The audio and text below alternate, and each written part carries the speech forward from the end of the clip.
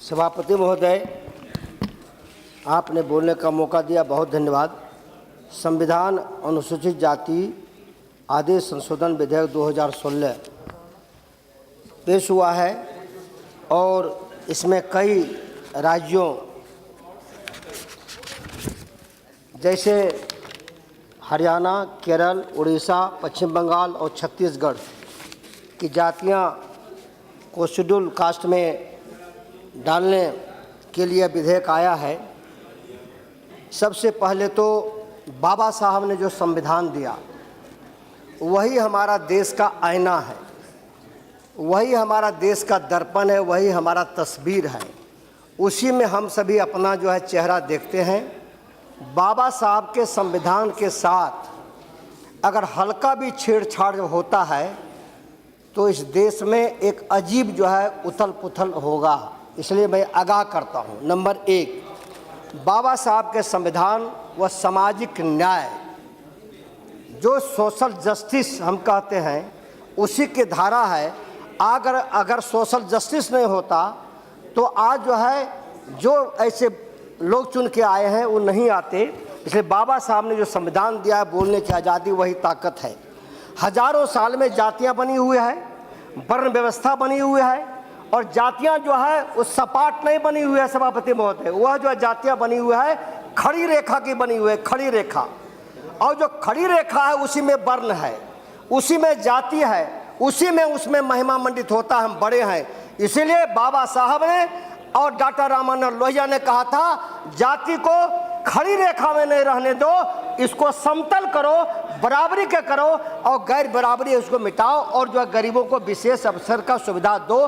दलित को, आदिवासी को, ओबीसी को, पिछड़ों को जो सताए हुए लोग हजारों साल से, जो इंसान बैसाखी के भरोसे चल रहा है महोदय, हजारों साल से जिनके आंखों में आंसू बह रहा है, उस आंसू को कौन पोंछेगा? सबसे बड़ा जो पंचायत है, आंसू को पोंछने वाला यह पंचायत है, यही आंसू को पोंछेगा, यही जो है सामाजिक न्याय देगा। 1 मिनट तो हुआ नहीं अध्यक्ष, अगर 1 मिनट हो गया तो हम बैठ जाएंगे यहाँ। इसलिए जो है आपकी कृपा होनी चाहिए। जो आंसू, इसलिए कि वो लोग तो नहीं सुन पाते हैं, उन लोग को तो नहीं, लेकिन आपका हमेशा जो है आदेश से तो धार्ज करेंगे।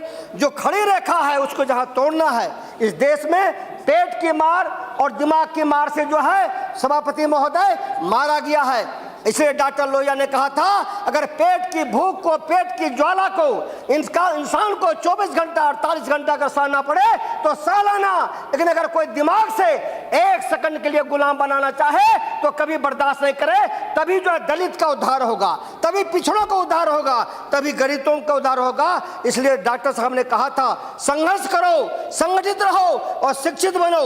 आरएसएस या जो भी हो, मनुवादी शक्तियां हो, या तो जो है आरक्षण हटाओ। जो भी इस ज्वालामुखी पर हाथ रखेगा उसका हाथ जल जाएगा। बाबा का संविधान के साथ छेड़छाड़ बर्दाश्त नहीं। एम्स में यही हो रहा है, आज एम्स में यही हो रहा है। इसीलिए दलित पर दमन बंद करो, गरीबों पर दमन बंद करो। और जो है इसलिए सभापति महोदय, हम जिस क्षेत्र से आते हैं, 1 मिनट, जिस क्षेत्र से आते हैं वह बांका बिहार में पड़ता है। वहाँ पर जो है बांका के इलाके में, मुंगेर के इलाके में, जम्मू के इलाके में खैर जाती है, खरवार जाती है, पुजहार जाती है, नैया जाती है और जो है खरवार जाती है। ऐसी जातियां को दलित की सूची में शामिल किया जाए।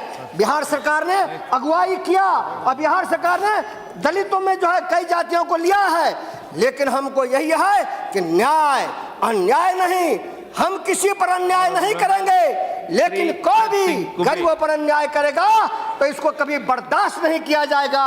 और हम दलित के आज क्या हैदराबाद में, इसलिए थैंक यू डिप्टी स्पीकर साहब।